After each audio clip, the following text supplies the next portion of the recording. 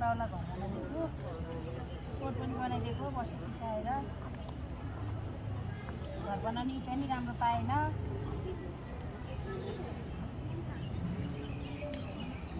खर्च पनि मान्दैन त हौ अन्त घर अग्लो भएपछि क्या हो ट्र्याक्टर ल्याउनु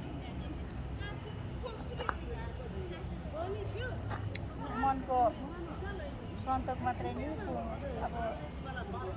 पितृ हुने त के हुन्छ थाहा छैन तर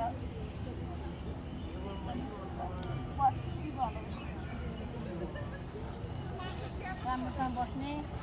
आफ्नो घरलाई राम्रोसँगले संरक्षण गर्ने खेतीपाती लगाएको उठाएर खाने छोराछोरी के अरे आफ्नो आफन्तलाई आशीर्वाद मात्रै दिने आँखा नलाउने अरू त के दिन्छ बाउलाई आशीर्वाद त्यही त हो